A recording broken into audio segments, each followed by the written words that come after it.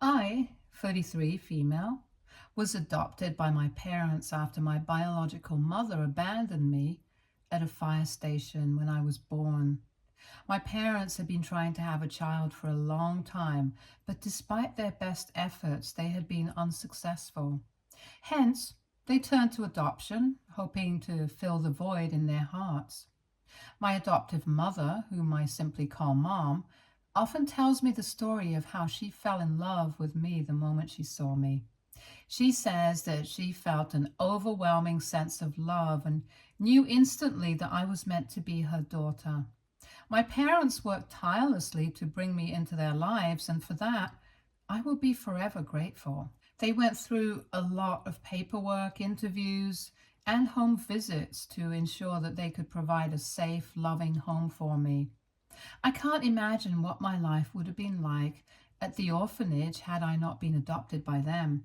My adoptive parents not only gave me a home, but also saved my life in many ways. I was their first child, and for many years I enjoyed the undivided attention and affection of my parents. They showered me with love and care throughout my childhood. However, unlike my parents, my maternal grandparents were not fond of me at all. They would constantly tell my parents that adopting me was a huge mistake and refused to acknowledge or talk to me. Their coldness was apparent and it stung deeply, though as a child, I couldn't fully comprehend why they treated me this way. One particularly painful memory I have from my childhood was during Christmas. The whole family usually went on vacations to my grandparents' cabin where we would all exchange gifts with each other. It was a happy, joyous occasion since it was the first time that I was part of the celebrations. While I received gifts from everyone, my grandparents blatantly refused to give me any gifts. They insisted that I was not really part of the family, hence they felt no obligation to give me anything. This led to a huge fight between my dad and my maternal grandparents. My dad, furious and protective, told them off for treating me differently than my cousins. He told them that I was part of their family since I was his and my mother's child, and their behavior towards me was unacceptable. Emotions ran high as he declared that he wouldn't be a part of the celebrations if they continued to exclude me. My mother, caught in the middle, tried to mediate. She gently urged my dad to calm down, explaining that not everyone would understand their decision to adopt. She tried to justify her parents' actions as being old-fashioned and pleaded with my dad to not take their words to heart. However, my dad refused to back off. Since my mother wasn't ready to go back with him, he left with me. I remember feeling terrible and even having a tummy ache as I kept thinking that I was somehow responsible for my parents' fight. My dad later assured me that none of this was my fault and that he loved me no matter what.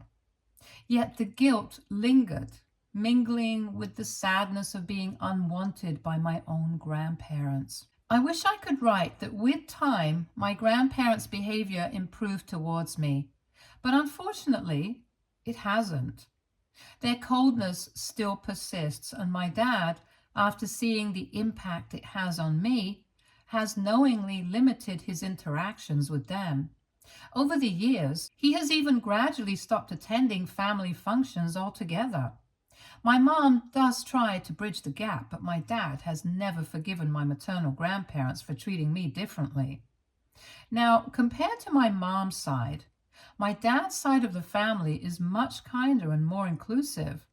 From the very beginning, they welcomed me with open arms, treating me like one of their own. My cousins on my dad's side have always accepted me without question, embracing me as a true member of the family. We have spent countless holidays, birthdays, and family gatherings together. Even now, as adults, we all still hang out and maintain close relationships. We go on trips, celebrate milestones, and support each other through life's ups and downs. So my life wasn't all that bad. I enjoyed being an only child to my parents for a long time. They always gave me everything I wanted and did their best to make me feel valued and loved. Then, 7 years later, something incredible happened. By a miracle, my mom got pregnant with my youngest sister. This news came as a complete surprise since my parents had given up all hopes of having a biological child. The fact that my mom was expecting felt like a blessing to everyone. While my parents and the rest of the family were thrilled about my mom's pregnancy, I couldn't help but feel a bit envious and anxious. I worried that with a biological child on the way, their love and attention might shift away from me. This fear was also compounded by the knowledge of how my grandparents viewed me, and I was afraid that I might be abandoned again. Fortunately, my parents must have realized how I was feeling, so they had a talk with me. They assured me that I was always going to be their first daughter no matter what. My mother also pointed out how I could now have a younger sibling to share my days with, which was exciting. After talking to them, I felt much better and I couldn't wait to meet my baby sister. The day Claire was finally born, our entire family was over the moon. I remember feeling mesmerized looking at her for the first time. Everything about her, from her delicate fingers to her bright eyes, seemed incredibly adorable to me, and being an older sibling brought a whole new dimension to my life. We were incredibly close during her early years. Claire would trail after me wherever I went and would sometimes even try to imitate everything I did. Of course, like any siblings, we had our occasional squabbles, but I loved her too much to stay mad at her for too long. However, the real issue between us started when my maternal grandparents started telling Claire, as she grew up, that I wasn't her real sister. Initially, my parents were unaware of this, as they would sometimes drop Claire off at her grandparents' place for visits. But after every visit, Claire's behavior towards me gradually changed. She became dismissive and rude towards me for no reason. If I wanted to play with her or spend time with her, she would yell at me until I left her alone. My parents noticed this shift and tried to talk to her, but Claire never disclosed any reason, so they chalked it up to her going through a phase.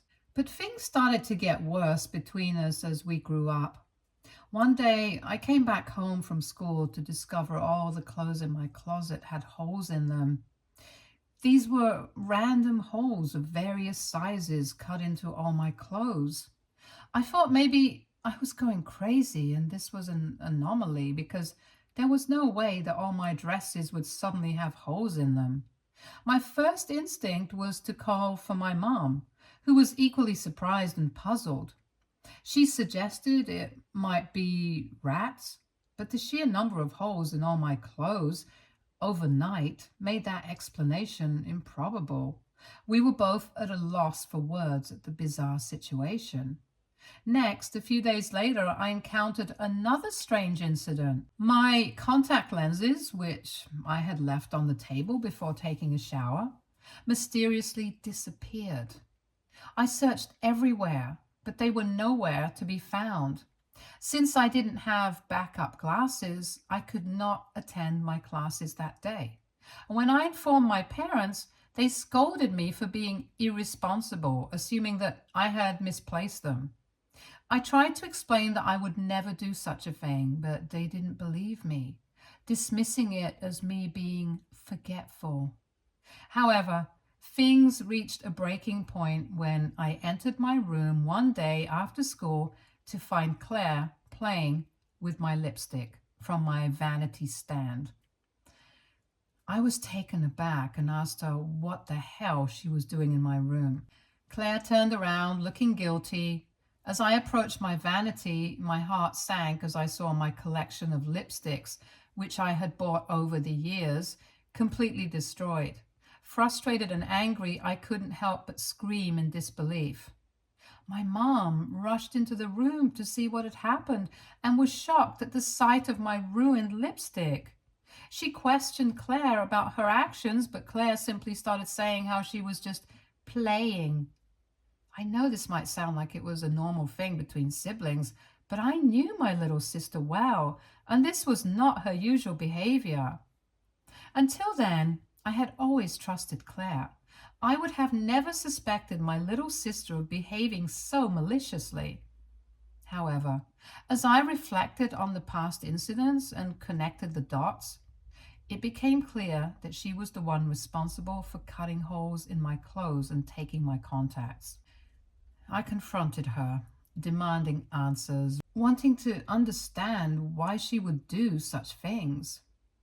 At first, my mom tried to calm the situation, expressing disbelief that Claire could be behind it, but I couldn't let it go and continued to question her until Claire tearfully admitted that she had indeed done all those things. Upon hearing this, Mom's expression shifted to one of surprise and concern. She gently asked Claire why she would engage in such destructive behavior. Claire, tears streaming down her face, then confessed our grandparents had been filling her head with negative ideas, constantly reminding her that I was adopted and shouldn't really live with them.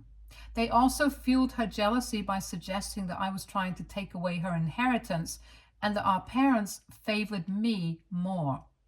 The manipulation had led Claire to develop animosity towards me over time. I felt a surge of anger when I heard what Claire had confessed. It was frustrating because I had kept quiet about my grandparents' animosity towards me for so long. Now, seeing them manipulate Claire, it was like they had crossed a line. I knew that if Dad discovered what was going on, he would react strongly and might even cut off Claire's contact with them. Mom seemed to understand this too, because she started to urge me to let the matter go and promised to talk to Claire separately. She emphasized that it was unnecessary to bring this issue up to Dad right away. I questioned her decision, feeling that Dad deserved to know the truth behind Claire's behavior, as our grandparents were to be blamed. However, Mom insisted firmly that involving Dad might lead to Claire being scolded unfairly, which would imply that I didn't love my younger sibling enough. Reluctantly, I forgave Claire, trusting Mom to handle the situation with her delicately.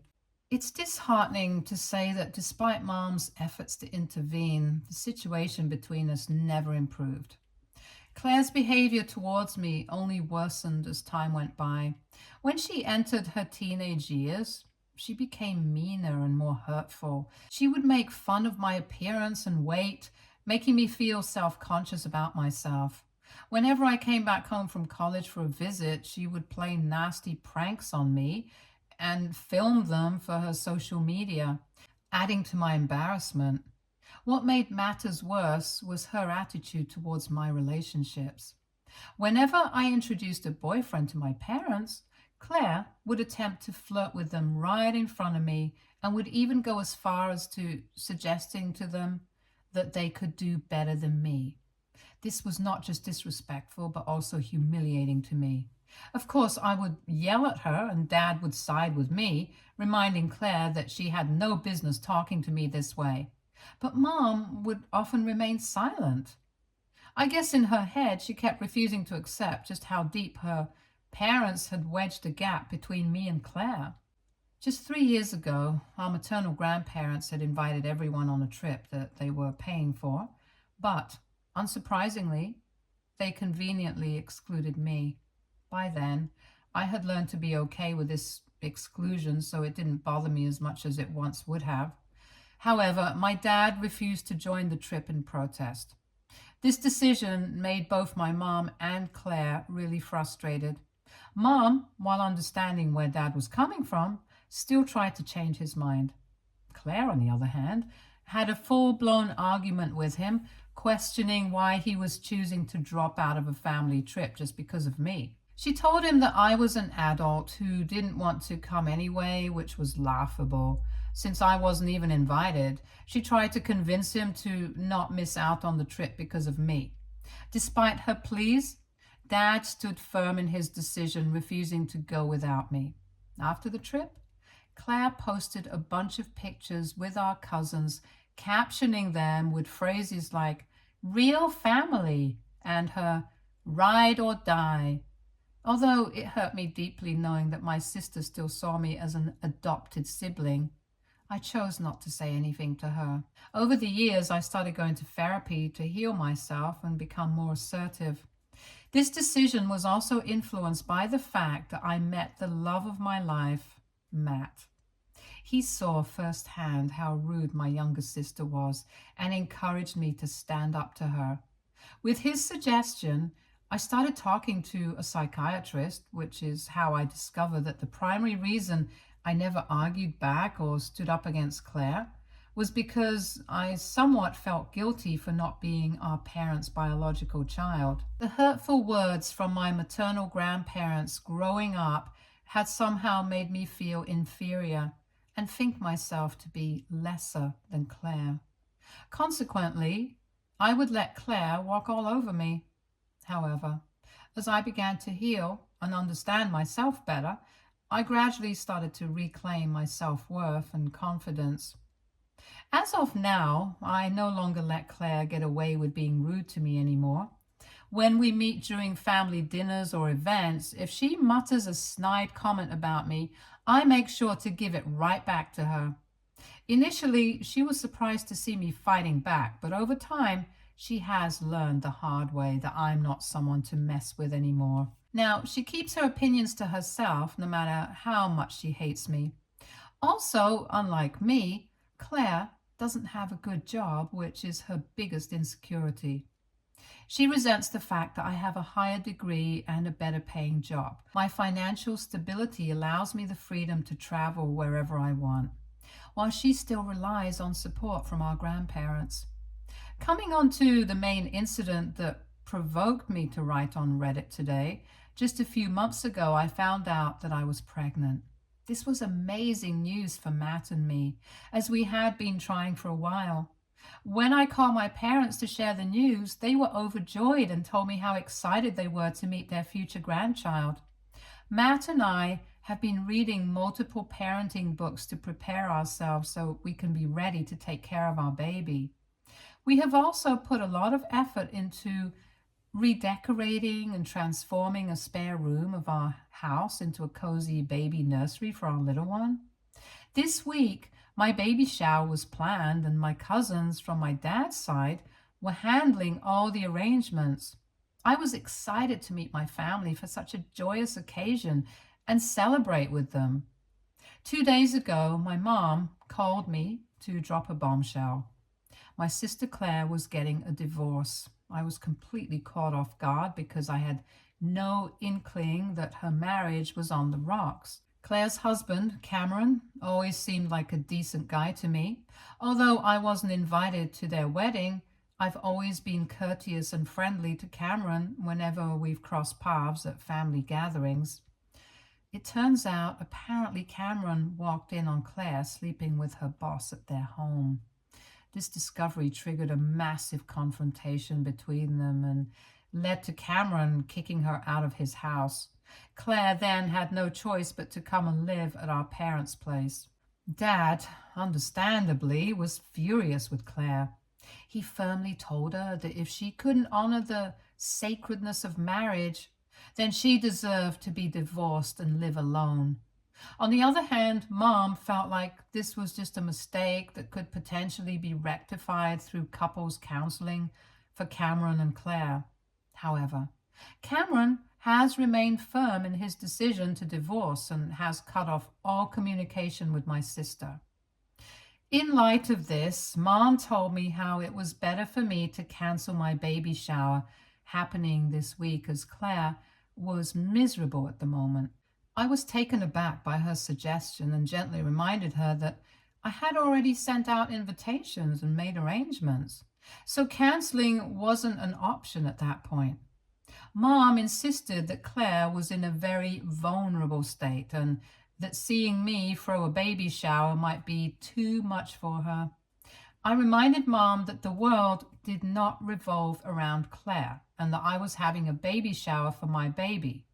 It had nothing to do with my sister or her situation. I firmly expressed that if she felt uncomfortable attending, she was welcome to not come and stay home with my sister, but my event would go on as planned. Clearly, my mom wasn't happy with my decision and kept arguing, but I didn't back down. I was fuming by the time I ended my phone call with her. It was really exhausting to watch my mom always support and favor Claire over me. I thought after our disagreement she would either let the matter go or realize just how wrong she was to suggest I cancel my own baby shower. Today, I was eagerly looking forward to my baby shower. My mom was supposed to pick me up from home, but we had not talked much after our fight last time, so I had made arrangements to go to the venue with one of my cousins. However, I was pleasantly surprised when my mom unexpectedly showed up to pick me up. It felt like a hopeful sign that she was finally showing support and that we could put the disagreement behind us. Imagine my shock when my mom solemnly came into my place to inform me that she had some news to give. Initially, I feared the worst and felt a wave of anxiety wash over me. However, my mom reassured me that it wasn't anything dire and helped me settle on the couch so that we could talk. Then, she informed me that since I had refused to cancel the baby shower, she had taken it upon herself to cancel it on my behalf. I was left stunned, blinking in disbelief as she explained how she believed she had saved me from potential embarrassment. Confused and frustrated, I questioned her about what the hell she was talking about. My mom went on to state that it wouldn't look good for me or for our family to celebrate while my sister was going through a divorce. In her view, canceling a silly little baby shower was a minor sacrifice to pay in support of my sister during such a difficult time. Feeling utterly betrayed and enraged, I struggled to contain the storm of emotions raging inside me. Every fiber of my being wanted to scream and shout at my mom about how she had violated my trust. However, because I am pregnant, I forced myself to rein in those impulses, closing my eyes tightly. I counted down from 10, desperately trying to regain composure. When I opened my eyes, the disappointment and hurt still lingered, but I managed to ask my mom firmly to leave my house immediately. I could not bear her presence near me after such a betrayal. At that moment, I felt like she had not just taken away my celebration, but had also disregarded my feelings and autonomy as an adult and a mother-to-be. I've been an emotional wreck since my mom stormed out. It's like my emotions are on a constant roller coaster, and tears just won't stop flowing. I had to reach out to Matt, and he's on his way after hearing what happened. It's just unbelievable that my own mom would do something like this to me. Part of me is tempted to expose the truth behind my sister's divorce, knowing mom is likely trying to sweep it under the rug, which is why she canceled my baby shower, so no one would ask her about it. I'm grappling with what's right and fair, which is why I'm posting this. AITA for not being able to forgive mom after what she has done? Should I expose my sister in front of everyone? Update 1. Thank you everyone for your comments. I have gone through every single one of them, and I would like to clarify a few things. First of all, Claire does have a hand behind why my mom canceled the baby shower, and my mom and she have always been very close, so I'm sure my sister must have had this idea first. Also, on the day my baby shower got canceled, Claire texted me, telling me to not be such a crybaby about my event and that I should not be so harsh on mom. She went on to tell me that she did not want mom answering questions about her divorce all day, and that as her family, I should understand this. She also asked me to keep her affair with her boss a secret. Secondly, mom tried to call me multiple times later in the day so that she could continue to reason with me and justify her actions. But this time, Matt wanted to talk to her.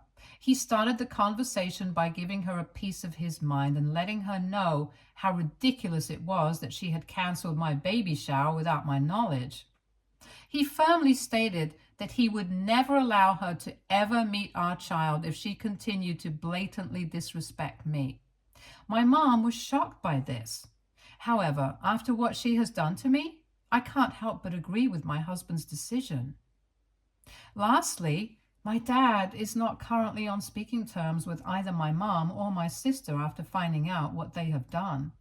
Since my baby shower got cancelled, him and Matt have discussed and decided to host a new one, to which mom and my sister would not be invited. I have also had conversations with all my cousins who reached out to check on me after receiving my mother's text about the cancelled baby shower. They all agree that my mom crossed the line, and this time they want nothing to do with her anymore. Also, I have received multiple messages from people asking me why I never informed Dad about how my maternal grandparents were influencing Claire's negative views towards me. Honestly, I genuinely trusted that Mom would address this issue with Claire, and I didn't want to create unnecessary conflict within the family. Sometimes as children, we find ourselves in situations where we have to choose to remain silent, even if it's uncomfortable. As a child, I hoped my mother would advocate for me and defend me to her parents, but unfortunately, that never happened. Clearly, she preferred her own child over her adoptive child. Update 2. Okay, so I have a big update to give today. I felt that since both mom and sister were refusing to acknowledge any fault for their actions, I needed to teach them a lesson so they would leave me alone for the rest of their lives. I listened to you all's advice and sat down to compose a detailed email addressed to each and every member of my family, explaining why my sister was going through a divorce.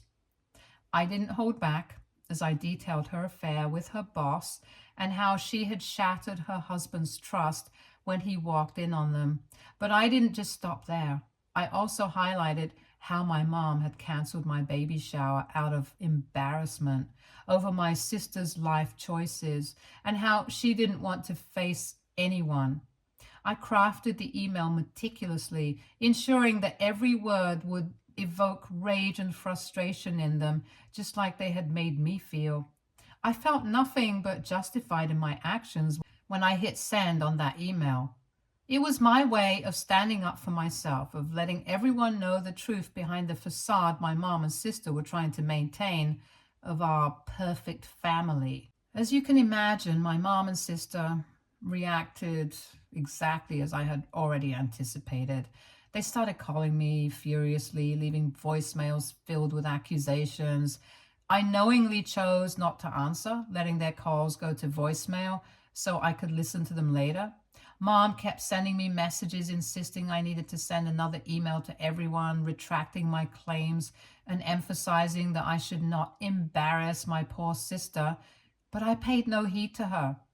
I'm sure both of them are receiving calls from everyone in the family trying to verify the details in my email. I feel no remorse for what I've done. I am sure now my mom will think twice before interfering in my life ever again. Surprisingly, that's not all. My maternal grandparents tried to get in touch with me as well. They must have read my email, and they were clearly upset about me exposing my sister. Despite their attempts to reach out, I ignored their calls for the sake of my peace of mind. I'm sure they must be even more furious now, which only brings me more satisfaction. Update 3.